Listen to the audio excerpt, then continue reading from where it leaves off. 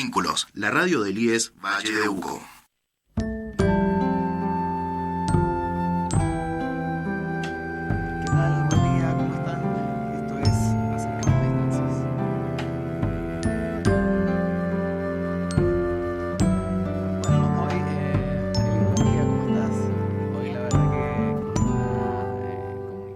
Secretos chiquititos que te invitan a jugar, y hay secretos tan enormes que te vienen a asustar.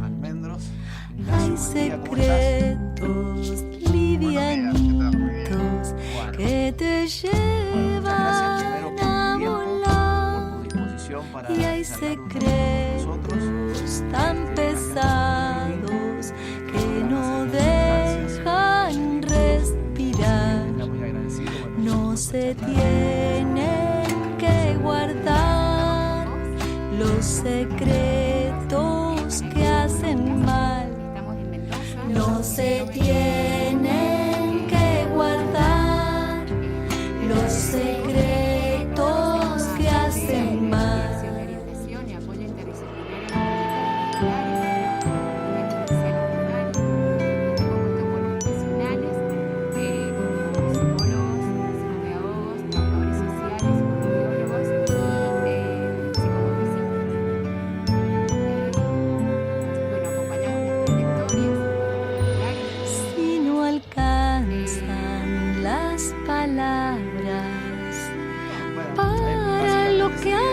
Contar, inventemos otro idioma. Siempre te voy a escuchar. Acá estoy, quiero ayudarte. Sé que decís la verdad. Ya no habrá que andar con miedo.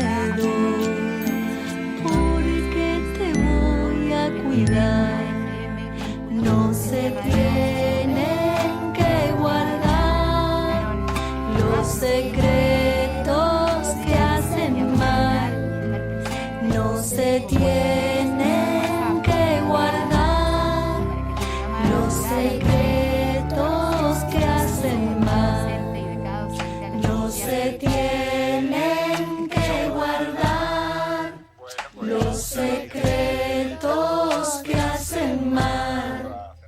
No se tienen que guardar los secretos que hacen mal. Ya no habrá que andar con miedo. Bueno, encantado de estar. Porque te voy a cuidar.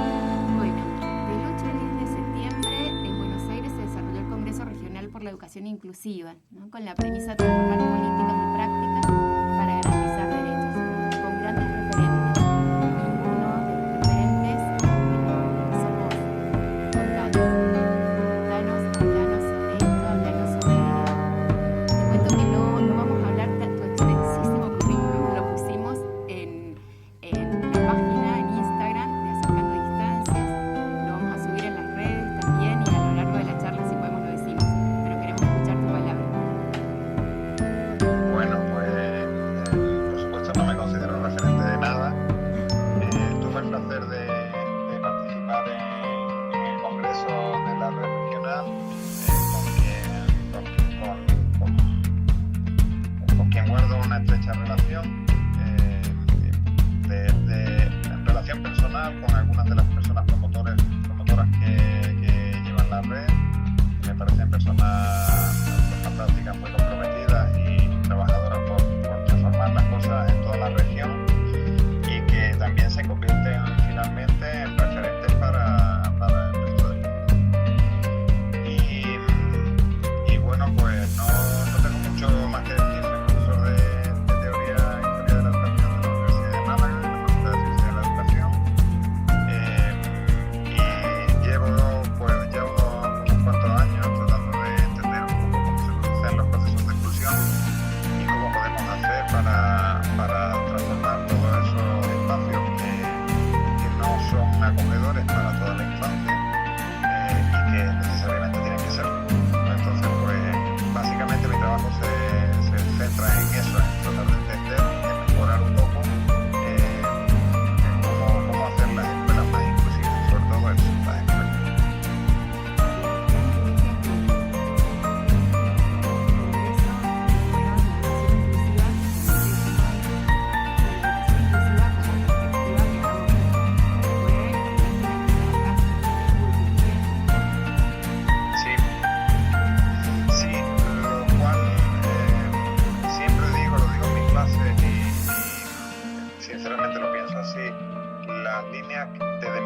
que hacemos para dividir nuestra forma de entender la realidad son líneas ficticias y muchas veces ortopédicas, ¿no?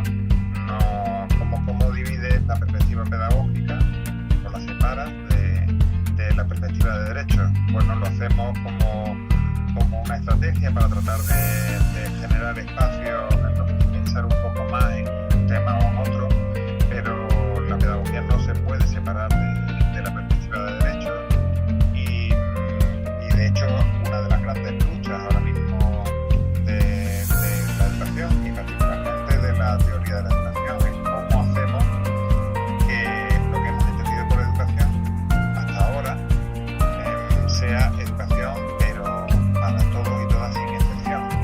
Eso es lo que no ha estado tan presente en la historia de la pedagogía. ¿Cómo hacemos que lo que hemos entendido hasta ahora como educación sea ahora educación de todos y todas juntos? Ese es el gran reto.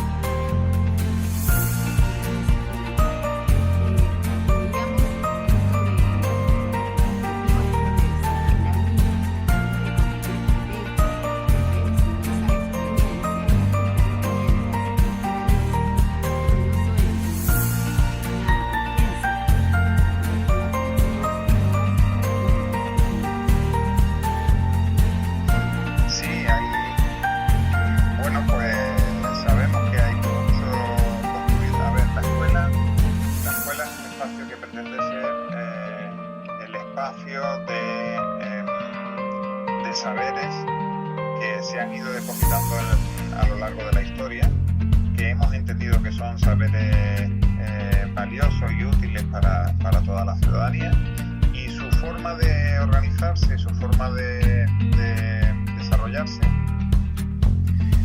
se basa en esos saberes, en saberes, por ejemplo, que tienen que ver con la ciencia, que tienen que ver con lo que hemos llamado profesional, en saberes que entendemos que son correctos. Sin embargo, hay otros muchos saberes que también se alojan dentro de las escuelas, pero que no son tan reconocidos o no son ni siquiera, a veces ni siquiera mínimamente valorados. La idea que yo trataba de expresar en aquel encuentro, pero también en otros muchos encuentros en los que se me invita o a los que yo accedo, es que las escuelas desaprovechan gran parte de ese saber que tenemos delante, porque pensamos que lo profesional es contrario a ciertos saberes que de hecho cuestionan lo que hemos entendido como profesional, porque hay todo un halo de neutralidad, de pretendida neutralidad y de pretendida verdad en ese saber profesional que aprendemos, bueno, lo aprendemos en la formación superior, las facultades, por ejemplo, pero no solo las aprendemos en las facultades de educación, las aprendemos también previamente a lo largo de toda nuestra trayectoria escolar. Aprendemos a naturalizar que hay desigualdades, que no son desigualdades, sino que son lo normal, son lo adecuado, lo correcto. Y eso lo aprendemos cada vez que en nuestra propia experiencia escolar pues hemos visto cómo se sacaba un niño o una niña de clase, cómo se desvaloraban determinadas formas de ser, de pensar, de comportarse, y hay unos referentes ahí para nosotros cuando somos niños y niñas, que son los adultos, particularmente los docentes. Los docentes van actuando de acuerdo con ese saber profesional, pero también de acuerdo con la tradición que empapa la institución. Y esas tradiciones pues se han construido a partir de una mirada muy particular, y es una mirada que tiene que ver pues, por ejemplo, con el déficit, una mirada que porque lamentablemente sigue siendo todavía y seguirá siendo siempre pues, racista, clasista,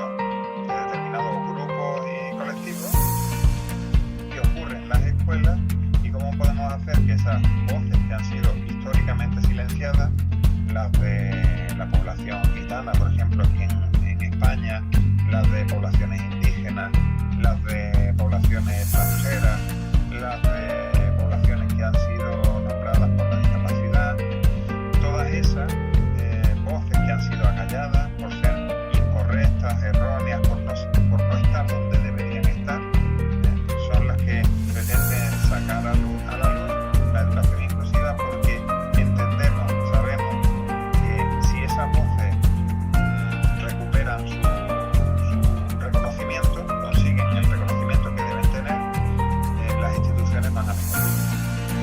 Bueno, ya veis que, como me decís, me enrollo. Y te lo agradecemos. Nacho, te digo Nacho, me dicen así. Sí, claro. Nacho, escuchándote y un poco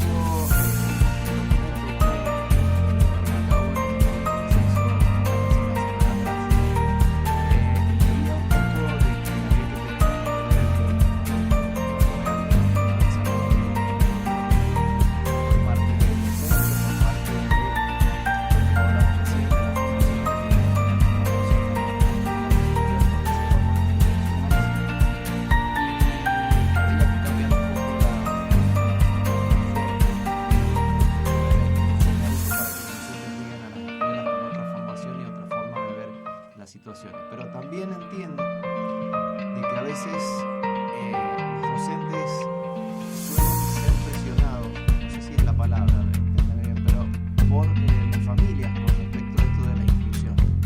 Muchas veces los padres de otros niños o niñas van y presionan en la escuela que cómo puede ser que la escuela reciba a tal o cual niño o niña, y ahí se produce un quiebre o una forma de trabajar.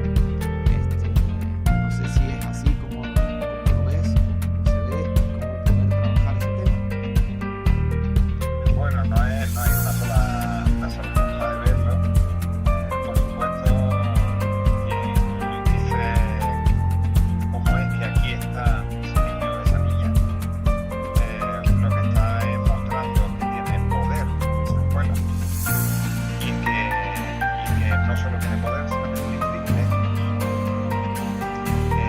Hablar de educación inclusiva no es hablar de un proyecto que se nos ha antojado, sino que tiene que ver con el desmontar todos los procesos de segregación y exclusión que hay en las escuelas, pero que hay en las escuelas de todo el mundo.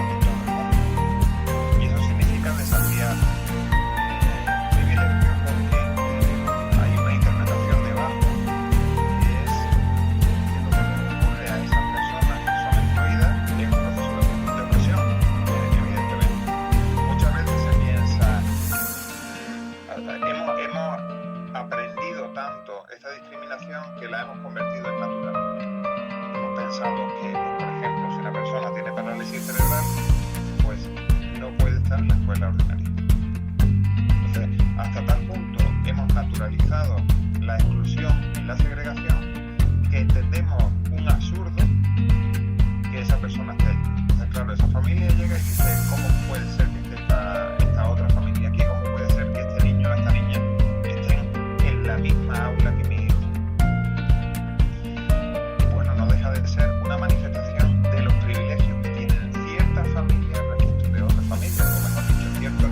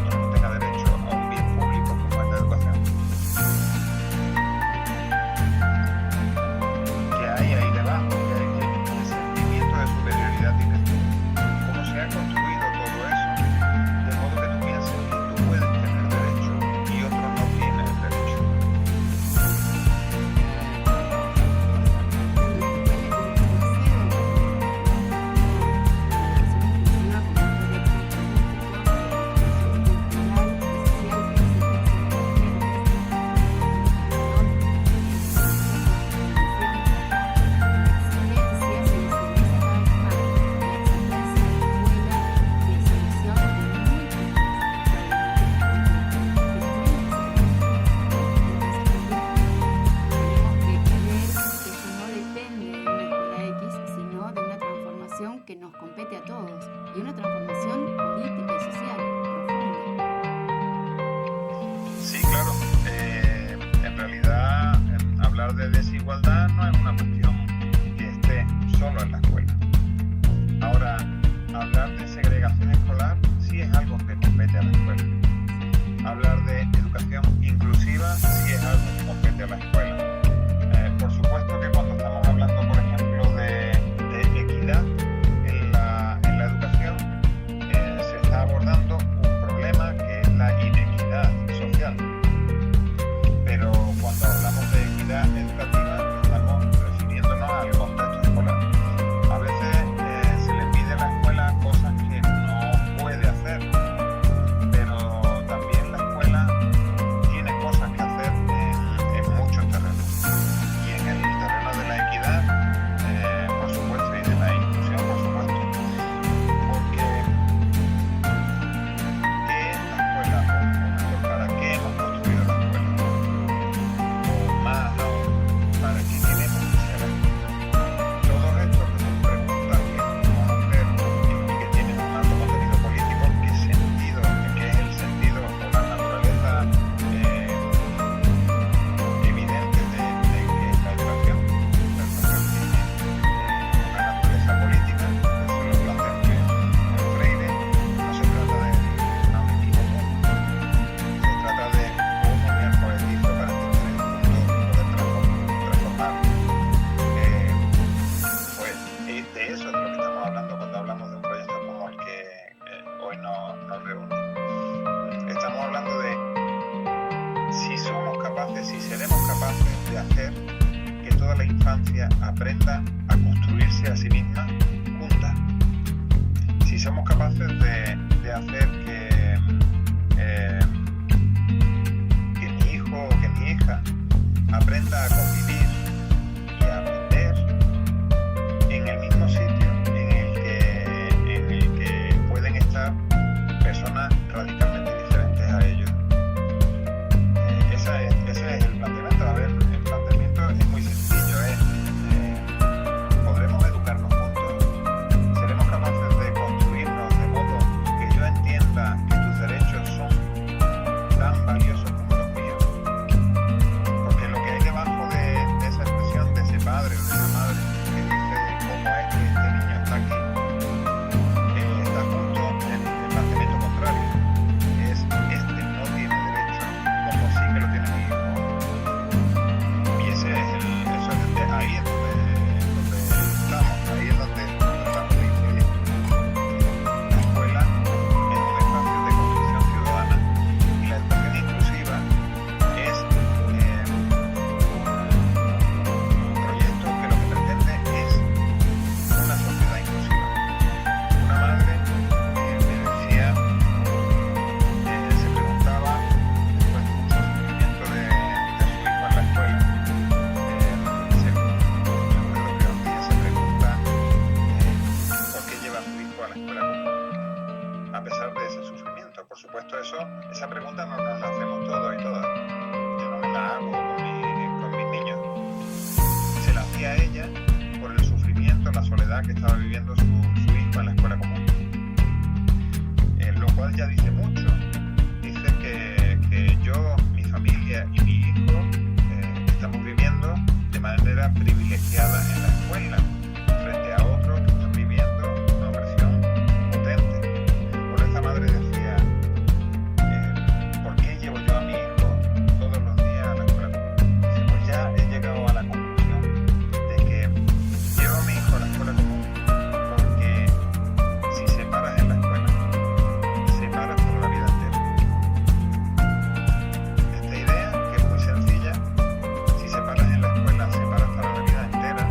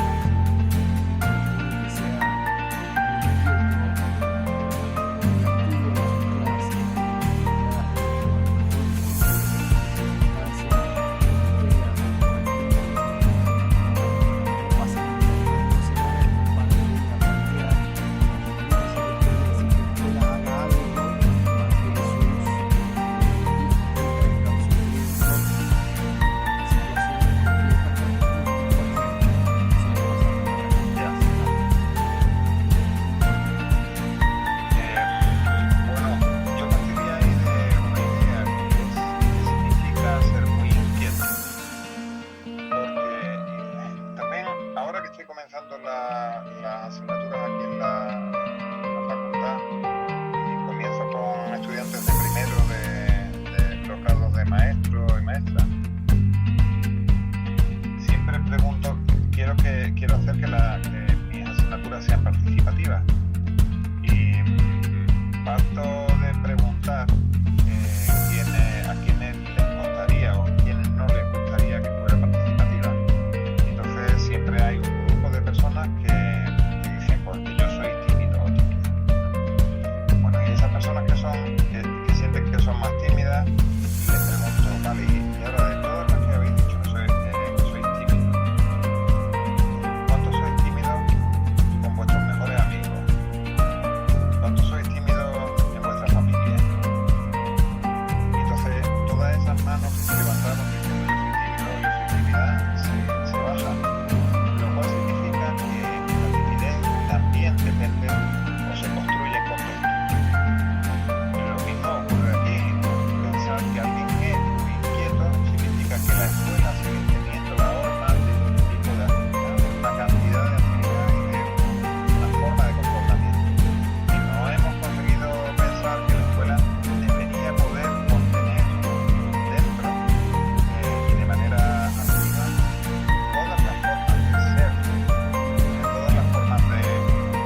Alguien me decía, no recuerdo qué persona fue, un profesor universitario, no recuerdo, quizás fue, a lo mejor me equivoco, creo que fue José Jimeno Sacristán, que hablaba de ese tema de la inquietud, ¿no? O del, por ejemplo, ahora el sobrediagnóstico de hiperactividad. Y decía, bueno, es que eso dependerá de dónde lo decimos, porque alguien que trabaja, por ejemplo, con un rebaño de ganado, es muy valioso que tú estés hiperactivo. Cuando no resulta tan valioso es porque el contexto te está impidiendo que sea valioso lo que tú estás haciendo. Esa vuelta de tuerca, de volver a mirar al contexto para decir qué es lo que está haciendo el contexto que está dejando fuera a determinadas formas de ser, que al final reaccionan. Uno pega a otro, que esto a menudo lo vemos de manera aislada, pero no es algo aislado, es algo que está directamente relacionado con cómo está afectando y valorando la institución a tus hijos y hijas. Por ejemplo, eso está también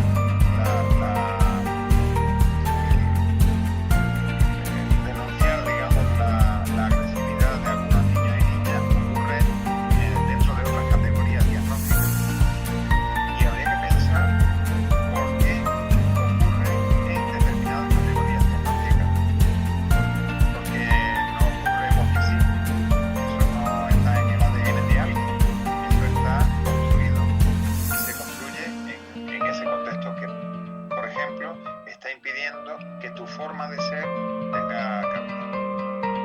Creo que no me he explicado muy bien, pero He explicado si queréis muy claro.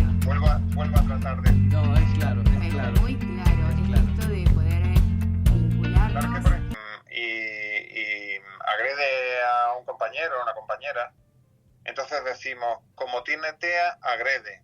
Lo que no se plantea, o sea, y entonces debería estar fuera de la escuela ordinaria. Lo que no se plantea es, ¿se está teniendo en cuenta, se está valorando y se está respetando la forma de ser de esa persona en esa escuela? Porque, ¿por qué ocurre eso? ¿Por qué ocurre que haya un episodio violento?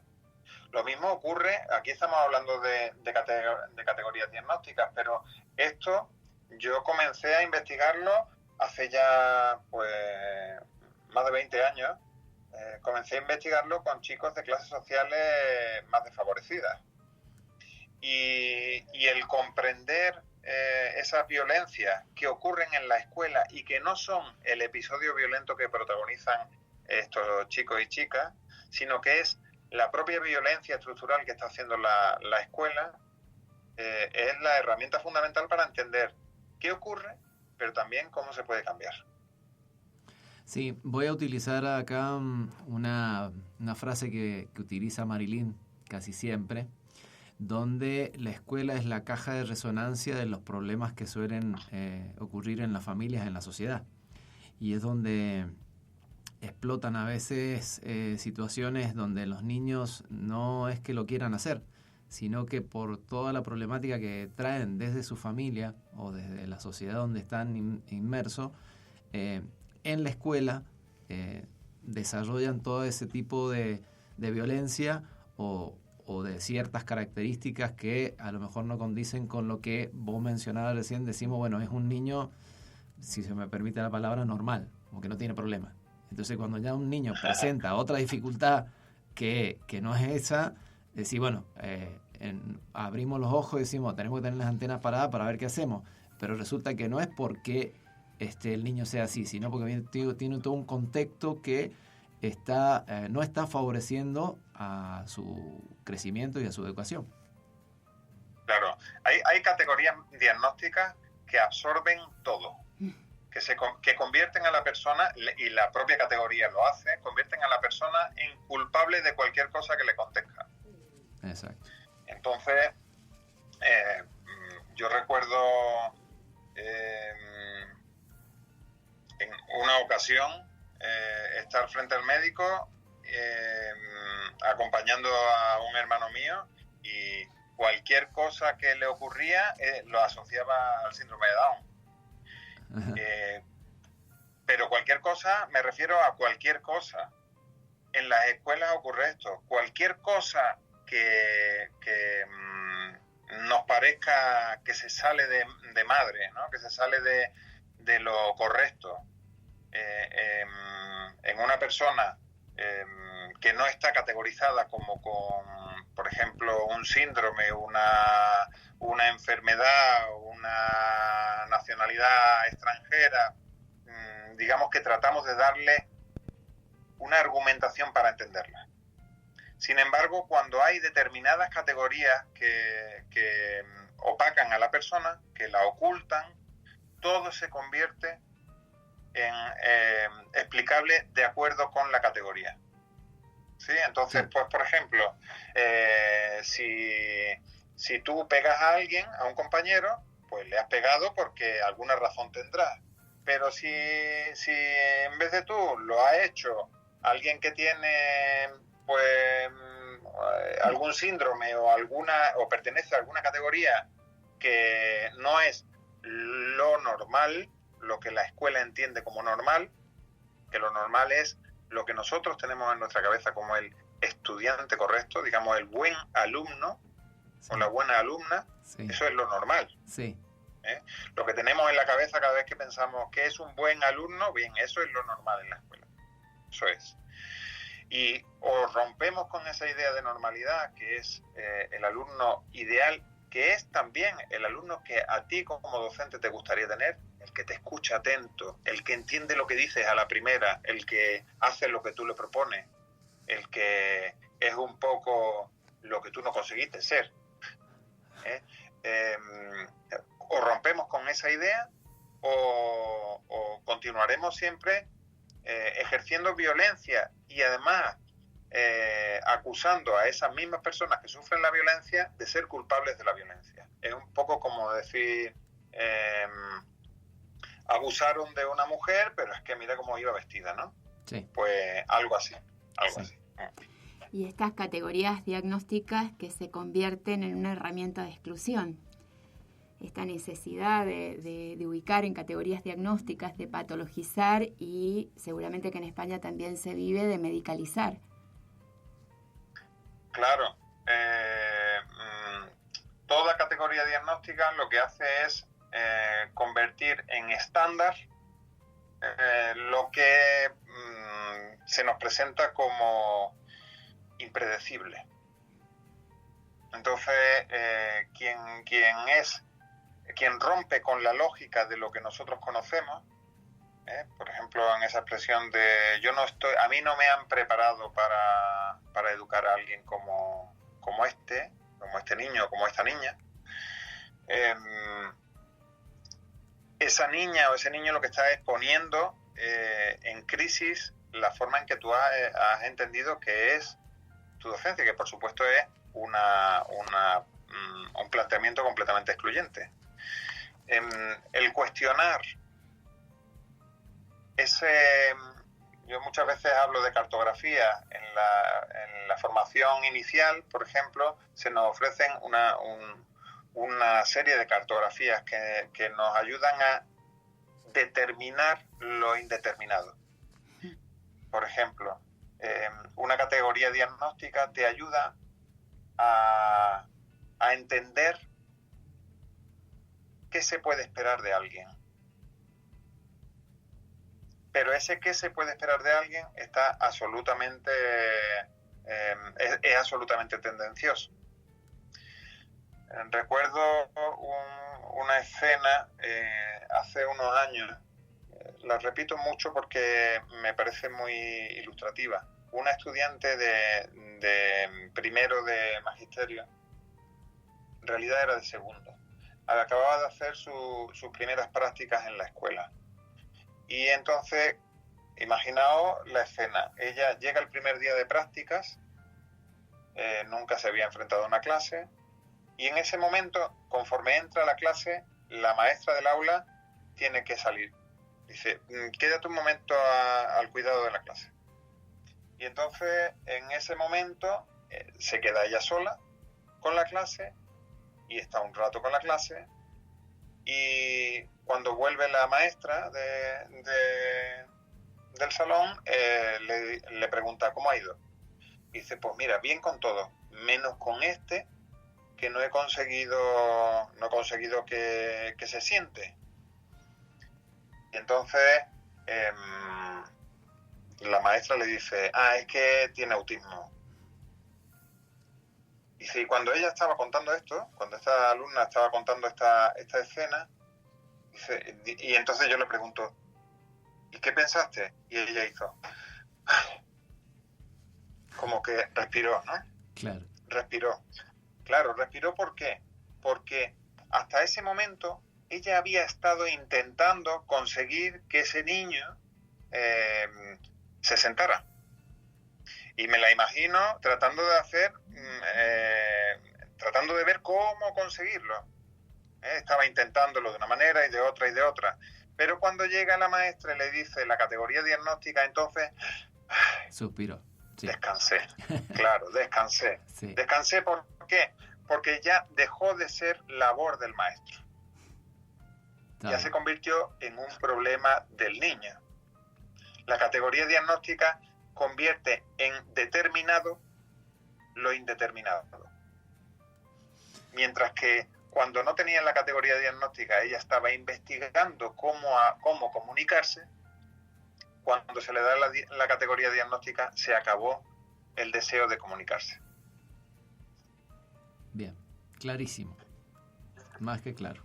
Sí, un desafío que deja muchos interrogantes, ¿no? En un momento donde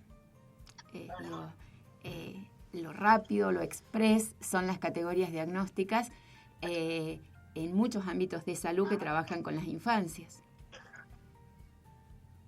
Pero también sabemos ya a dónde llevan las categorías diagnósticas. Sí. O sea, no es algo nuevo que nos estamos inventando. Cómo inciden negativamente en la construcción de la identidad de la persona, cómo impiden que otras personas aprendan a vivir junto a esas otras personas, cómo evitan que la escuela sea un espacio en el que cuestionar las desigualdades, porque justamente lo que hacen es mantenerlas, a pesar de que muchas veces tratamos de hacernos un poco trampas al solitario, diciendo que esto es lo mejor para el niño o la niña. Sabemos que eso no es así. Hay ya mucha investigación sobre este tema que muestra que las categorías diagnósticas ponen un techo, además muy limitado, a determinados chicos y chicas, pero también son un obstáculo a la inclusión. Y se convierten en barreras mentales que además, como profesionales, hacemos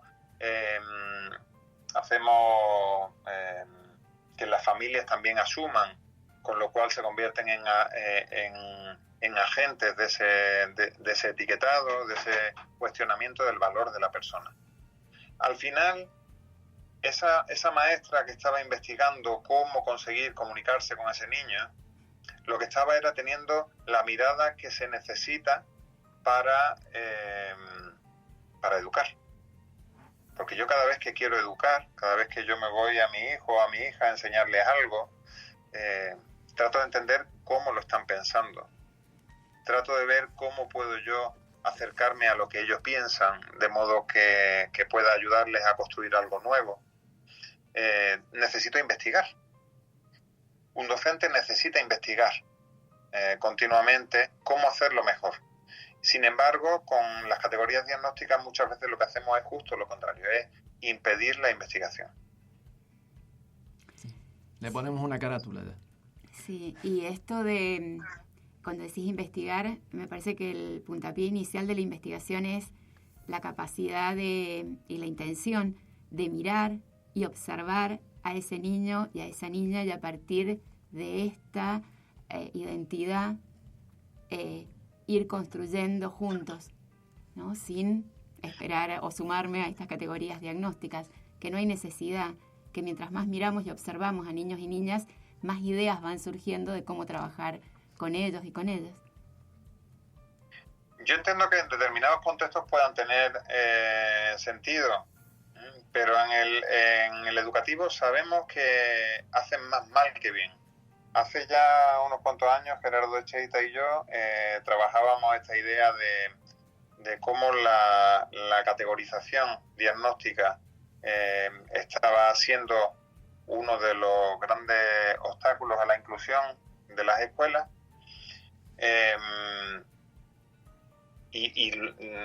Hay ya mucho pensado sobre esto. La cuestión es cómo conseguimos construir propuestas que no estén basadas en la categorización, en la clasificación del alumnado, sino en la construcción conjunta. Porque cada vez que hacemos una categorización diagnóstica, lo que estamos planteando es, en la escuela hay lo normal y lo anormal. Entonces, lo normal,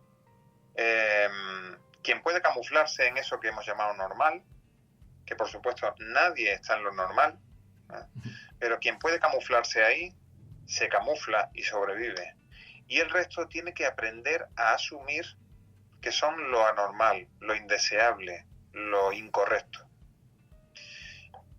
Un buen amigo, Álvaro, de Paraguay, decía, estaba yo delante cuando le preguntó a un grupo de docentes bien nutridos, les preguntaba, ¿cuántos normicidios habéis cometido hoy? ¿Cuántos normicidios? ¿Cuántas veces matamos a alguien por la normalidad o con la mirada de la normalidad? Cada vez que decimos, esta persona no puede estar aquí o esta persona no debería estar aquí. ¿Y cómo se rompe con esta idea que está tan arraigada en la escuela? Pues necesariamente a través de la participación de toda la comunidad. Y para eso, bueno, pues hay que poner en marcha propuestas que ayuden a toda la comunidad a ir construyendo y saliendo de las dinámicas de dominación y privilegio que tiene la escuela, como lo tiene cualquier otra institución, pero que la escuela las tiene. Sabemos que la escuela defiende a determinados colectivos, entre los que yo me incluyo, por supuesto. Y los docentes hemos sido privilegiados de la escuela. Porque ahí tenemos algo que desmontar grande, porque de alguna manera, cada vez que hablamos de la educación inclusiva, estamos cuestionando aquella educación que a nosotros nos sirvió. Uh-huh. Por eso somos docentes. Tal cual.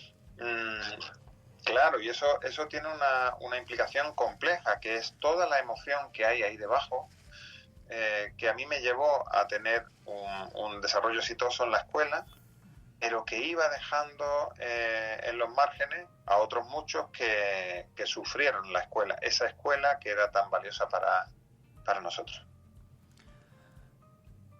Bueno, Nacho, la verdad que ha sido realmente muy interesante, muy para mí por lo menos aprender mucho de lo que has dicho, reafirmar algunas cosas de las que pienso, y como que nos queda un trabajo arduo por hacer.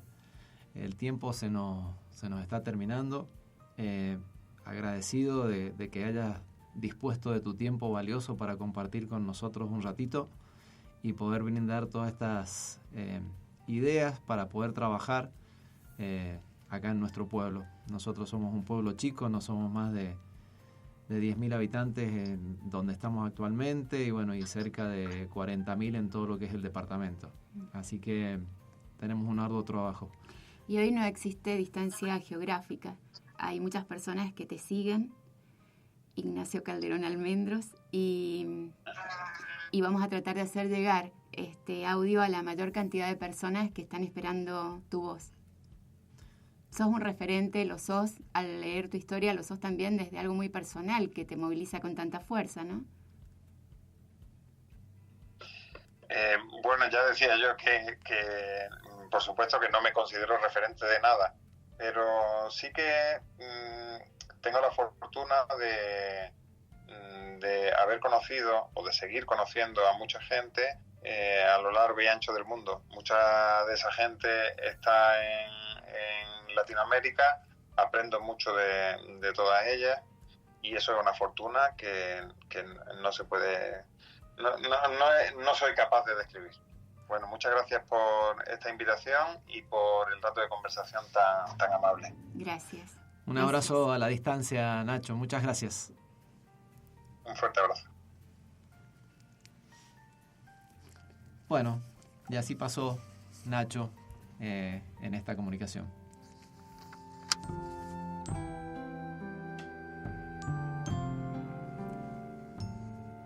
Bueno, vamos a dejar, porque este va a ser un audio que se va a viralizar bastante. Hay grupos del Fórum Mendoza, lo publicó, el grupo de psicopedagogos de Mendoza también, han compartido.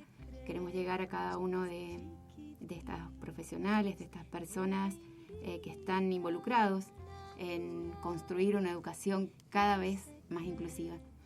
Bueno, Ignacio Calderón Almendros es doctor en pedagogía, es profesor titular en la Universidad de Málaga, España, en el Departamento de Teoría e Historia de la Educación y Métodos de Investigación y Diagnóstico. Es docente de Teoría de la Educación y Cambio Social a futuros pedagogos y docentes de nivel primario e inicial. Es docente en el Máster en Cambio Social y Profesiones Educativas, en el Máster en Profesorado en Educación Secundaria y en el Programa de Doctorado de Educación y Comunicación Social, en el Máster Universitario en Educación Inclusiva, Democracia y Aprendizaje Cooperativo, en el Diploma Superior en Pedagogía de las Diferencias de Flaxo, Argentina, y como investigador es miembro del Grupo de Investigación Teoría de la Educación y Educación Social. Dice que no es referente de nada. Yo no le creo. Sí, bueno, este fue un programa especial. Sí. Nosotros, como ustedes saben, nos encontramos cada 15 días, pero bueno, esta fecha Nacho nos había propuesto, era la que tenía el espacio para comunicarnos, así que no queríamos perder la oportunidad. Así Sí. que bueno, por eso nos estuvimos comunicados con él. Sí. Seguimos visibilizando la canción Hay Secretos, que habla de intentar como adultos referentes de las infancias, de ejercitar esta capacidad de escucha, de observación. La escucha requiere silencio, no hablar tanto y dejarles hablar y observarles, ¿no? Es la única forma de poder acompañar las infancias. Así es, así que bueno, nos vamos a despedir con nuestra canción que nos identifica. Darío, muchas gracias nuevamente, un abrazo grande a toda la audiencia, nos estaremos encontrando. Esto Gracias, sí. Gracias a FM Vínculos, Sí. esta radio socioeducativa que hace posible estos espacios. No hay distancias, ¿no? Hoy poder comunicarnos con este profesional que está haciendo una lucha muy fuerte en España por la inclusión, Sí. que estuvo en Argentina la semana pasada, bueno, es también posible en estos espacios sociales de Así es. transformación, donde la transformación también se construye. Exacto. Esto fue Acercando Distancias. Porque te voy a cuidar, no se tienen que guardar los secretos que hacen mal, no se tienen que guardar los secretos que hacen mal, no se tienen que guardar los secretos